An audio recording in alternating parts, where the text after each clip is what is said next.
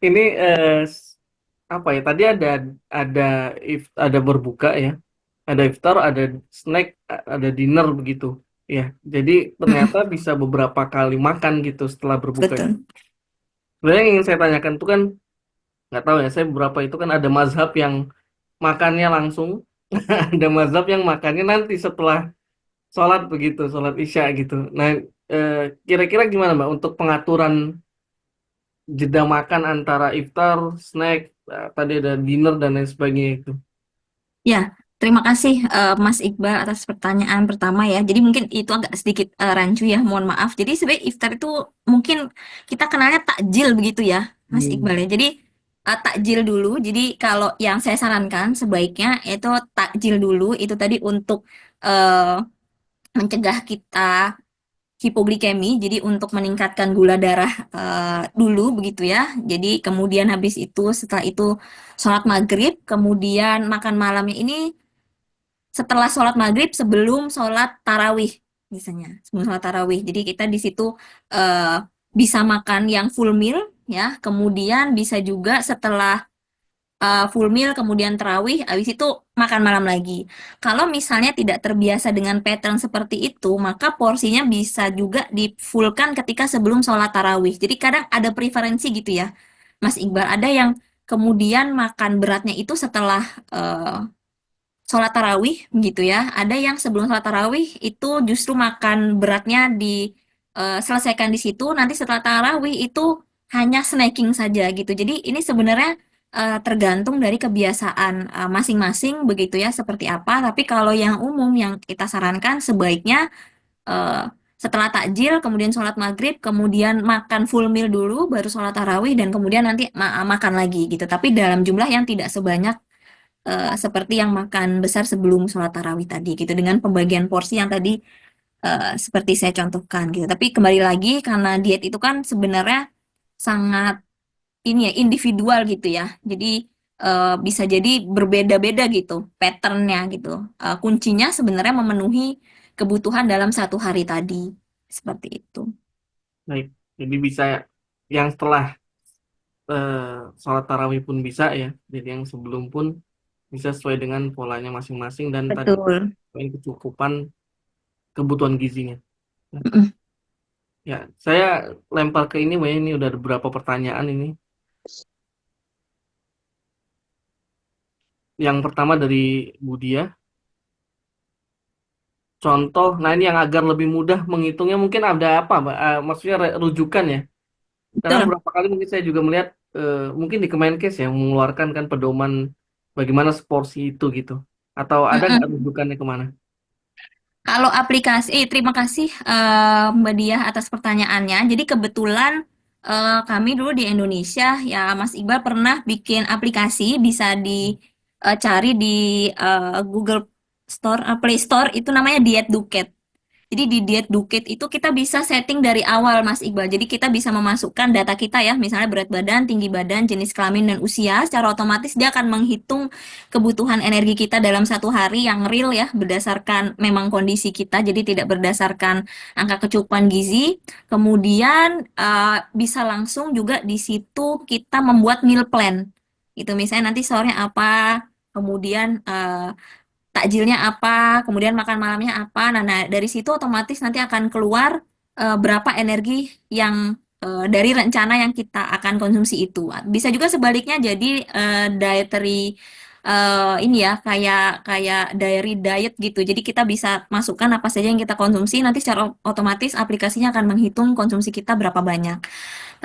Tapi kalau misalnya di Australia base saya agak kurang tahu aplikasinya, tapi yang secara global digunakan itu biasanya Fat Secret itu juga sebenarnya lebih lengkap ya dibandingkan aplikasi yang kita kembangkan sendiri di Indonesia pada saat itu karena database makanan di Fat Secret itu cenderung lebih banyak ya dan lebih global gitu. Kalau yang satu tadi kan hanya Indonesia gitu. Fat Secret ini lebih lengkap gitu Mbak dan agak sedikit lebih user friendly menurut saya ya. Tuh, jadi bisa menggunakan itu Diet Duket atau Fat Secret. Ya, itu yang bisa apps yang bisa digunakan untuk memantau eh, asupan kalori harian. Baik, makasih. Ini Diet Dukit nih, Masya Allah udah 50.000 download ya. Bintangnya Alhamdulillah. 4,8 nih. Dari Mbak Alhamdulillah. Konita ya? Iya dari ahligizi.id, jadi dari Oh, tim. keren. Ya. Silakan Bapak Ibu, saya udah share tuh ya, barangkali mau tahu lebih dalam terkait dengan itu. Ini kita lanjutkan ya. Ini Betul. dari Mbak Dia sudah, lalu ada iPhone Nan. Untuk suplemen sebaiknya malam sebelum tidur atau waktu sahur. Mbak.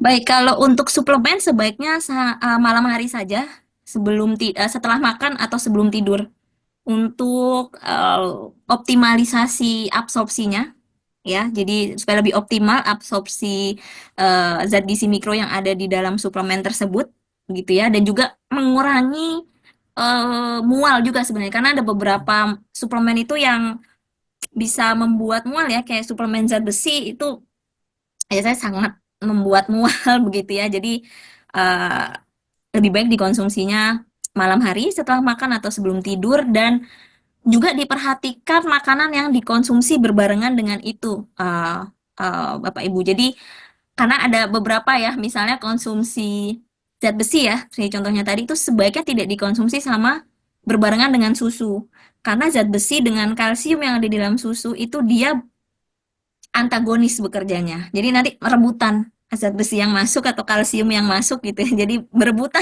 Jadi ada kompetisi zat gizi gitu ya. Ini kompetisi zat gizi yang masuk ke dalam tubuh gitu ya. Jadi ada beberapa anjuran gitu ya, untuk tidak dikonsumsi berbarengan dengan susu gitu. Itu untuk zat besi. Tapi untuk yang lain insya Allah aman-aman saja gitu. Ya, baik, makasih Mbak Konita. Jadi malam ya lebih ideal untuk dengan beberapa pertimbangan tadi untuk mengkonsumsi suplemen malam lebih ideal. Untuk selanjutnya ini dari mahasiswa ya yang suka shortcut mengubah rendang tapi dalam bentuk mie instan dan sebagainya. Ini nah ini tinggi kandungan sodium ya. Sebaiknya jika ingin makan Indomie apakah setelah berbuka, snack malam atau saat sahur atau sebaiknya dihindari? Bagaimana nih, Mbak? Untuk prioritas pertama pasti sebaiknya dihindari ya Pak Zulkifli. Jadi sebaiknya otomatis yang pertama itu sebaiknya dihindari karena kandungan sodiumnya memang cenderung sangat tinggi dibandingkan jenis eh, karbohidrat yang lainnya gitu ya. Tapi kalau misalnya let's say sangat eh, terpaksa begitu ya, sangat terpaksa misalnya harus dikonsumsi, itu sebaiknya ditambahkan dengan bahan makanan yang lain gitu. Mas Iqbal. Jadi misalnya Indomie gitu ya, minimal sekali, minimal tuh ditambahkan telur, ya minimal, gitu ya. Kalau misalnya ada sayur itu jauh lebih baik lagi, begitu ya, ditambahkan sawi atau misalnya ditambahkan eh, pakcoy atau sayur-sayuran yang lain, gitu ya, itu akan lebih lebih bagus lagi gitu. Jadi Indomie itu tadi kan setara dengan, kalau tidak salah setara dengan 2 porsi karbohidrat, 1,5 sampai 2 porsi karbohidrat gitu ya, satu bungkus Indomie itu. Jadi eh, kalau bisa dihindari sebaiknya dihindari. Kalau memang harus sekali mengkonsumsi, itu konsumsilah dengan teman, ada temannya gitu. Jadi jangan sendirian, jangan Indomie aja gitu. Kayak dibungkusnya itu ya, Mbak ya? Iya, seperti dibungkusnya, ya walaupun itu penipuan. Kayak, Enggak. Mbak, ini mungkin kalau ini mungkin ada ahli gizi ya, pas nih. Saya tanyakan nih mitos atau fakta.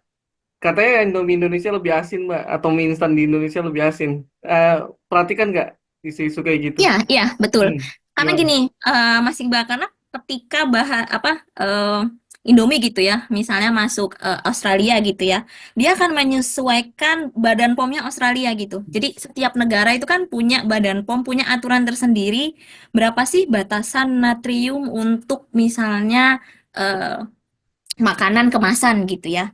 Dan itu juga menyesuaikan dengan kebiasaan di negara masing-masing. Jadi selain menyesuaikan regulasi yang ada di negara tersebut, itu juga menyesuaikan dengan palabilitas warga yang ada di negara lain gitu. Kalau di negara lain nggak seasin dan nggak semicin kita konsumsinya, ya maka dia dia otomatis akan mengurangi. Otherwise produknya nggak laku begitu ya.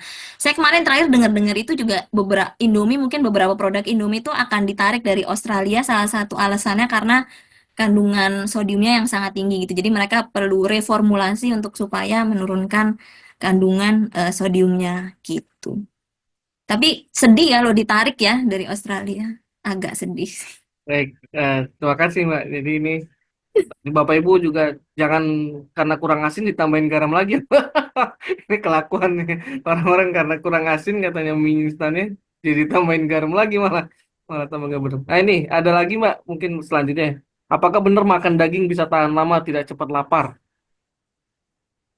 Betul, Bapak Alif ya. Jadi memang konsumsi daging itu juga bisa memperlambat pengosongan lambung karena memang dia cenderung membutuhkan waktu yang lebih lama untuk dipecah. Jadi kalau kita konsumsi protein itu kan perlu dipecah menjadi asam amino begitu ya. Jadi beberapa asam amino esensial, ada yang non esensial, beberapa amino esensial, non esensial itu perlu dipecah dulu, baru kemudian bisa dicerna. Seperti nah itu memang membutuhkan waktu yang cenderung lebih lama. Jadi dia di stay, jadi sumber protein ini stay di lambung dalam waktu yang cenderung lebih lama dibandingkan jenis bahan makanan yang lainnya, sehingga dampaknya itu jadi tidak cepat lapar. Karena sebenarnya sinyal sinyal lapar ya, itu memang dihasilkan ketika kondisi lambung kita kosong. Jadi dia ngirim sinyal ke hipotalamus ya untuk menghasilkan hormon gitu, hormon grelin sehingga hormon grelin ini yang nanti akan membuat kita itu punya sinyal lapar begitu. Jadi kalau konsumsi protein salah satunya itu daging ya, karena daging itu tidak hanya protein saja, tidak cenderung berserat juga. Jadi serat kan tidak bisa dicerna ya oleh tubuh, jadi dia memang stay lebih lama di lambung. Jadi memang betul gitu.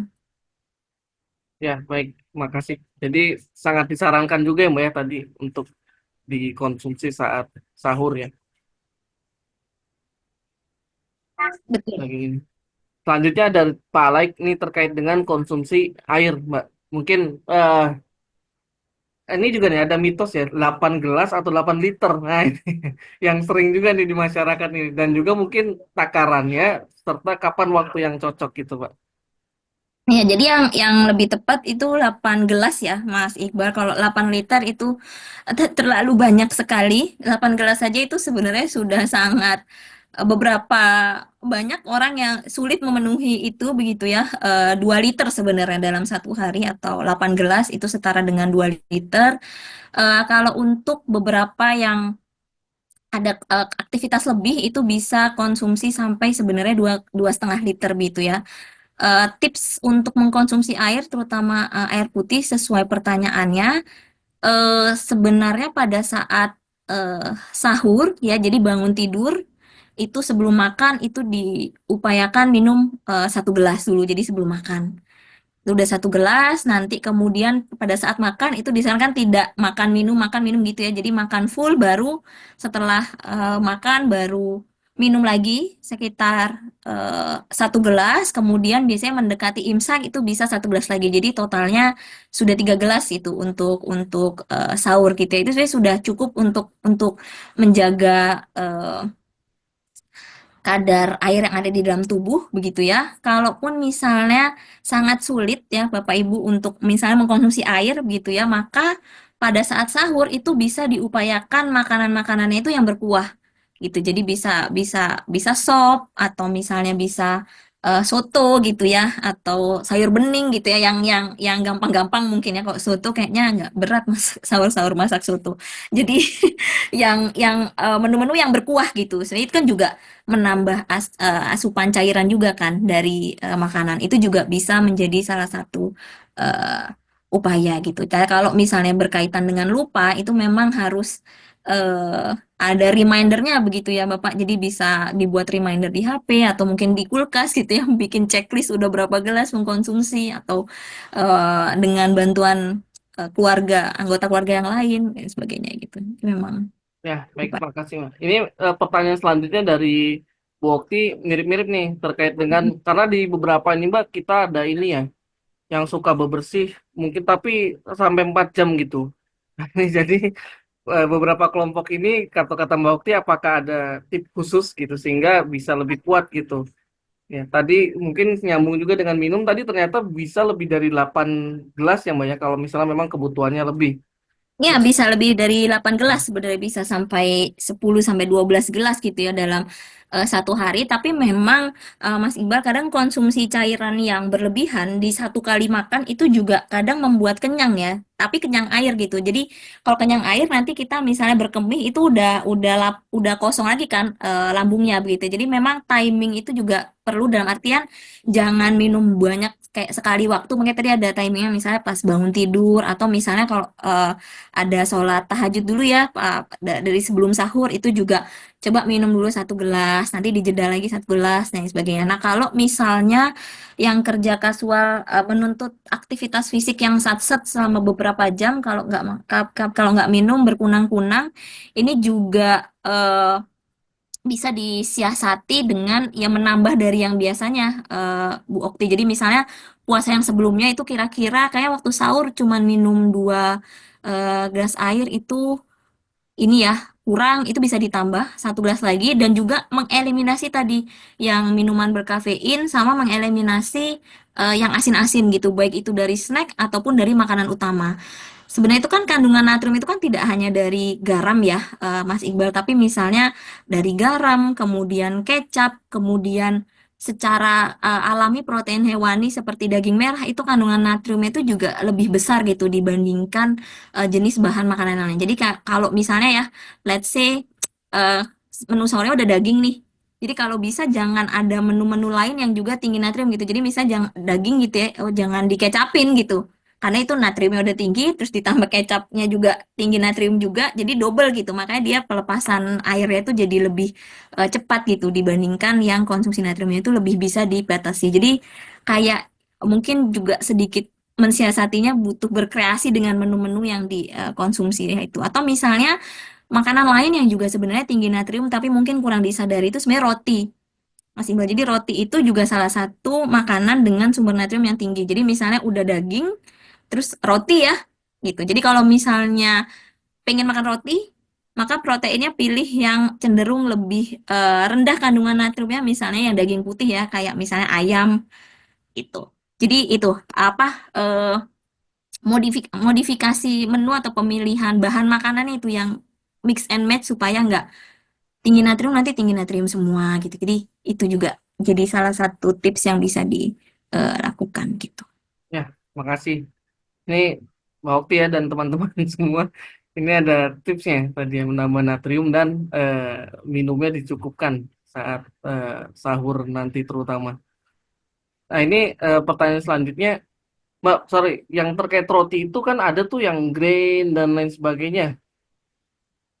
Oh iya, jadi kalau roti itu sebenarnya yang membedakan itu lebih ke eh, kayak apa bahan utamanya gitu kan, Mas Iqbal. Jadi ada yang dari whole grain, ada yang dari eh, beberapa tipe grains gitu. Sebenarnya itu lebih membedakan ke kandungan seratnya sebenarnya. Kalau kandungan natriumnya sebenarnya kurang lebih sama, karena natrium kan memang dibutuhkan supaya rotinya kan bisa ngembang ya.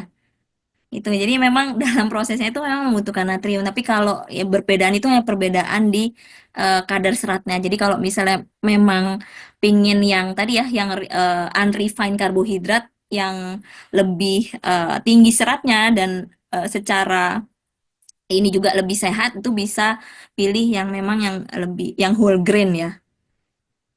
Tapi itu kalau di kadar natriumnya nggak berpengaruh, hampir hampir Nah, kurang lebih sama. baik, terima kasih. Ini selanjutnya dari Mbak Siti dan Pak Ewa, mirip nih pertanyaannya. Saya nggak tahu kenapa ya, dua-dua mirip-mirip semua nih. Eh, Terkait dengan waktu makan sebelum tidur. Nah, kira-kira gimana? Apa boleh 1 jam setelah makan berat sudah bisa tidur? Mengingat waktu subuh Brisbane sangat cepat, jadi perlu tidur lebih awal. Lalu kalau Pak Ewa, bila makan steak malam setelah tarawih dan perlu memperhatikan kuantitas tidur, apakah tidak mengganggu proses pencernaan makanan? Begitu, Mbak. Baik, terima kasih atas pertanyaan Bu Siti dan Ewa. Jadi sebenarnya yang disarankan itu memang makan malam yang besar itu 2 jam sebelum tidur ya. Itu yang optimalnya gitu. Sebenarnya 2 jam sebelum tidur begitu. Tapi karena di ini bulan puasa dan karena tadi pertimbangannya adalah beberapa orang itu tidak bisa makan porsi besar dalam sekali makan begitu. Jadi porsi kecil tapi sering gitu. Jadi untuk tipe individu yang seperti itu, maka nggak masalah eh, Bapak Ibu untuk tetap makan malam di jam yang memang kayak misalnya 1 jam sebelum tidur gitu ya, atau pada saat setelah tarawih gitu masih diperbolehkan seperti itu. Tapi kembali lagi ini juga sebenarnya tergantung dari kondisi masing-masing dalam artian ada beberapa yang misalnya dalam kondisi kenyang itu ada yang eh, justru tidak bisa tidur ya atau begah dan lain sebagainya. Maka ya jangan terlalu cepat gitu jarak waktu antara makan dan juga tidur gitu. Jadi disesuaikan dengan sebenarnya kebiasaan masing-masing juga gitu. Kalau misalnya bisa porsinya diselesaikan pada jam makan sebelum tarawih itu oke begitu ya. Kalau tidak ya itu bisa dibagi dengan porsi makan setelah tarawih. Itu mungkin untuk beberapa bahan makanan saja gitu. Tapi kalau mengganggu proses pencernaan sebenarnya tidak ya, hanya saja memang akan ada jatah untuk mencerna dulu baru untuk proses-proses regenerasi sel gitu. Tapi kalau misalnya kita nggak makan sebelum tidur tuh biasanya langsung bisa untuk regenerasi sel dan lain sebagainya gitu ya untuk itu jadi tidak untuk mencerna. Tapi so far sebenarnya nggak banyak mengganggu kalau memang terbiasa makan porsi kecil tapi sering. Ya, makasih. Ini ada mirip juga nih Mbak, pertanyaan dari Mbak Asma ini. Beliau kalau buka puasa itu dengan kurma satu dan makan berat tapi porsi kecil gitu. Tapi dengan pola buka saya di atas berasa kenyang dan berenergi sampai menjelang tidur. Kalaupun makan lagi biasanya saya makan buah sebelum tidur. Nah itu gimana? Boleh nggak? Ini sama mirip dengan makan ini nih. Makannya apakah baiknya dikurangi atau frekuensinya ya? Nggak makan apa-apa lagi setelah itu gitu. Nah gimana? Nah, kalau mengurangi frekuensi itu boleh. Jadi kadang kita karena di bulan puasa ya dengan jendela makan yang tidak banyak tadi ya karena subuhnya itu cepat, terus kita harus tidur lebih cepat dan lain sebagainya. Itu menyebabkan jendela makan kan lebih sedikit. Nah, biasanya secara tidak langsung itu justru kita itu defisit kalori, Mas Iqbal. Which is ini juga nggak masalah gitu ya. Itu bukan kayak tiba-tiba nanti bikin weight loss yang parah gitu, enggak gitu ya. Justru itu nggak masalah juga gitu. Yang nanti bisa berdampak mungkin untuk beberapa orang itu justru dampaknya positif ya karena defisit kalori itu bisa mengurangi berat badan gitu kan. Jadi sebenarnya nggak masalah juga untuk mengurangi frekuensi makannya gitu ya. Nah, kalau dari pertanyaan Bu Asma gitu ya, ini sangat betul sekali kalau makan yang manis-manis kayak teh manis, kolak, buah itu berasa lapar terus karena tadi ada glukos roller coaster tadi. Jadi cepet kenyang tapi juga cepet lapar lagi gitu. Jadi memang sebaiknya diubah gitu. Jadi nggak hanya yang manis-manis tetapi juga dibarengi dengan menu yang lengkap tapi untuk break fastingnya. Jadi yang pertamanya itu takjilnya itu air putih, kemudian buah ya, bisa korma dalam jumlah ganjil gitu ya, 1, 3, 5 dan seterusnya. Baru nanti setelah sholat maghrib baru dilanjutkan dengan makan yang berat. Itu boleh seperti itu. Baik. Ini terakhir mungkin Mbak terkait dengan air kelapa nih saat sahur ataupun mungkin saat berbuka. Nah, gimana nih manfaat dan dampaknya? Karena ada beberapa tukang kelapa di sini ya di Kols maksudnya. Nah, itu perlu diperhatikan juga, Mas Iqbal. Yang pertama, kita perhatikan dulu apakah itu kelapanya ini apa ada tambahan gulanya dan lain sebagainya begitu ya. Karena kalau misalnya sudah ada tambahan gulanya, itu biasanya juga malah berdampak. Jadi kayak jadi lebih banyak mudorotnya gitu dibandingkan manfaatnya. Ini kalau menurut kacamata saya karena tapi kalau misalnya gini, Mas Iqbal. Jadi gula itu kan bukan sesuatu yang ya memang itu buruk ya atau jahat dalam tanda kutip, tapi bukan berarti itu tidak boleh sama sekali ya. Karena tadi bahkan di meal plan saya itu juga masih diperbolehkan buah atau gula 2 porsi dalam 1 hari. Jadi kita itu tetap eh, punya bukan kebebasan, jadi punya jatah untuk mengkonsumsi gula itu 10% dari kebutuhan energi kita dalam 1 hari. Jadi let's say misalnya kita mengkonsumsi air kelapa yang ada di Kols dan lain sebagainya yang itu ada kandungan gulanya, itu nggak masalah karena di dalam air kelapa itu juga ada beberapa mikronutrien yang baik untuk menjaga stamina ya, kayak kalium terutama itu sangat penting juga supaya kita lebih berenergi gitu ya, kalium. Kemudian beberapa mikronutrien yang lain. Tapi upayakan jangan mengkonsumsi sumber makanan maupun minuman lain yang ada tambahan gulanya gitu.